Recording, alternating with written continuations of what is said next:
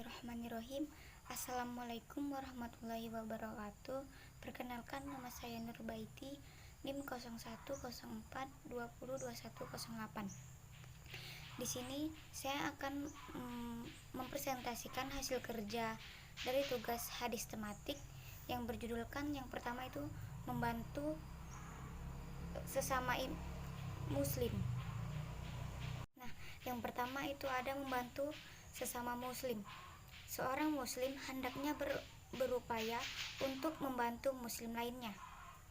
Membantu bisa dengan ilmu, harta, bimbingan, nasihat, saran yang baik, dengan tenaga, dan lainnya. Seorang muslim hendaknya berupaya menghilangkan kesulitan atau penderitaan muslim lainnya. Bila seorang muslim membantu muslim lainnya dengan ikhlas, maka Allah Azza wa Jalla akan memberikan balasan terbaik, yaitu dilepaskan dari kesulitan terbesar dan terberat, yaitu kesulitan pada hari kiamat. Oleh karena itu, seorang muslim mestinya tidak bosan membantu sesama muslim. Semoga Allah Azza wa Jalla akan menghilangkan kesulitan kita pada hari kiamat. Hadis tentang membantu sesama muslim. Dari Abu Hurairah radhiyallahu anhu, dari Nabi Shallallahu alaihi wasallam bersabda, barang siapa yang menghilangkan kesusahan dari kesusahan dunia orang mukmin, maka Allah akan menghilangkan kesusahan dari kesusahan hari kiamat. Barang siapa yang memberikan kemudahan orang yang kesulitan atau utang, maka Allah akan memberikan kemudahan baginya di dunia dan di akhirat. Siapa yang menutup aib seorang muslim, maka Allah akan menutup aibnya di dunia dan di akhirat. Siapa saja yang menolong saudaranya, maka Allah akan menolongnya sebagaimana ia menolong saudaranya. Barang siapa yang menempuh perjalanan dalam rangka menuntut ilmu, maka Allah akan memudahkan baginya jalan menuju surga. Tidaklah berkumpul sekelompok orang di salah satu rumah Allah atau masjid untuk membaca kitabullah dan saling mempelajarinya di antara mereka, melainkan akan turun kepada mereka ketenangan, rahmat meliputinya, melainkan akan turunnya kepada mereka mengelilinginya, dan Allah menyanjung namanya kepada malaikat yang ada di sisinya. Barang siapa yang lambat amalnya, maka tidak akan bisa dikejar oleh nasabnya atau garis keturunannya yang mulia. Macam-macam membantu sesama muslim.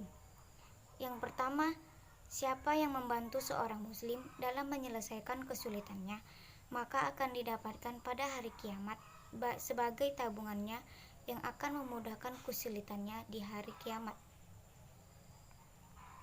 Yang kedua, sesungguhnya pembalasan di sisi Allah Ta'ala sesuai dengan jenis perbuatannya. Yang ketiga, perbuatan baik kepada makhluk merupakan cara untuk mendapatkan kecintaan Allah Ta'ala, yang artinya Allah akan senantiasa menolong hambanya selama hamba tersebut menolong saudaranya. Hadis riwayat Muslim. Wa ta'awanu 'ala birri wa taqwa, yang artinya dan tolong menolonglah kamu dalam mengejarkan kebajikan dan takwa. Materi yang kedua itu adalah rambu-rambu Allah. Allah telah mewajibkan kewajiban kepada para hambanya dan mewajibkan perkara-perkara tersebut dengan pasti, serta meyakinkan sebagaimana yang dinyatakan oleh para ulama bahwa perkara yang fardu ada dua macam, fardu kifayah, fardu ain. Fardu kifayah, kewajiban yang dituntut untuk dilakukan terlepas dari orang yang melakukan.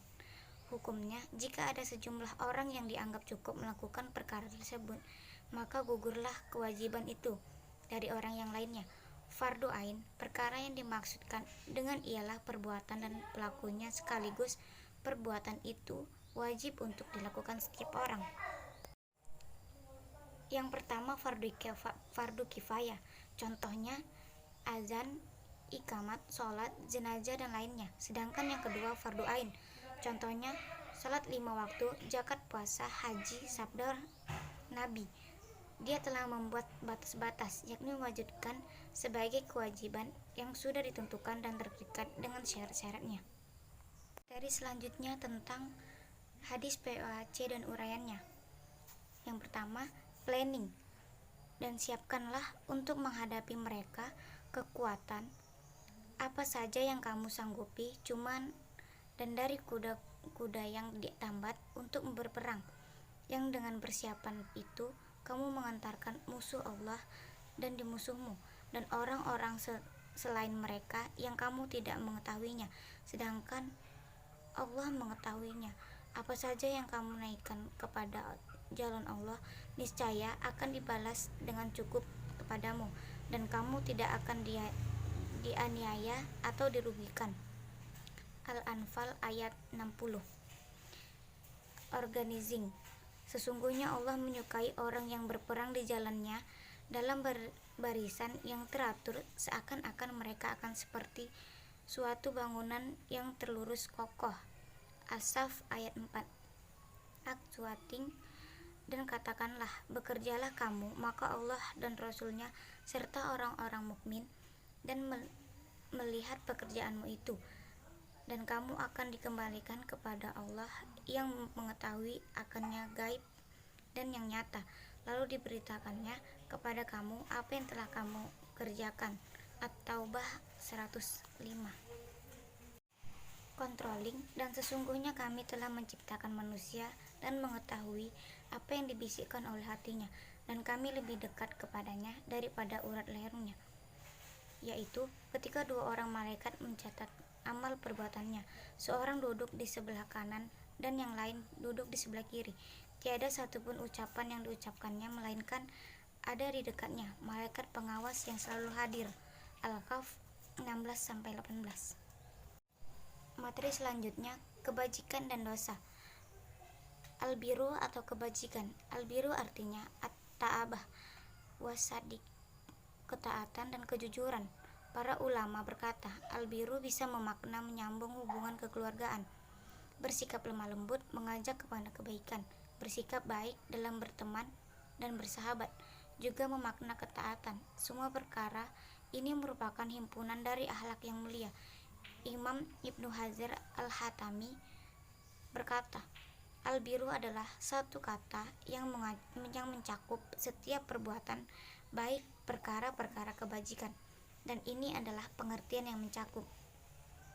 Di dalam hadis An-Nawas bin Sam'an, Nabi Shallallahu Alaihi Wasallam bersabda mendefinisikan al-biru atau kebaikan dengan akhlak yang baik. Sedangkan dalam hadis Abu Salabah Al-Khusyani, Nabi Shallallahu Alaihi Wasallam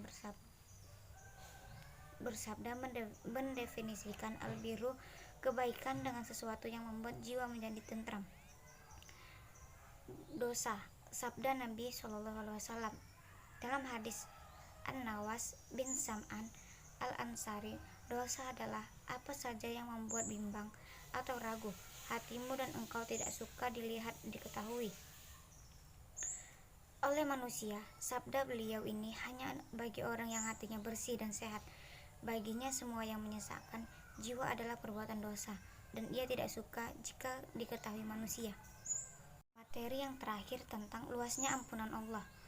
Dalam kehidupan ini, kita selaku manusia tidak pernah luput dari kesalahan. Entahlah sudah berapa banyak kita melakukan perbuatan dosa.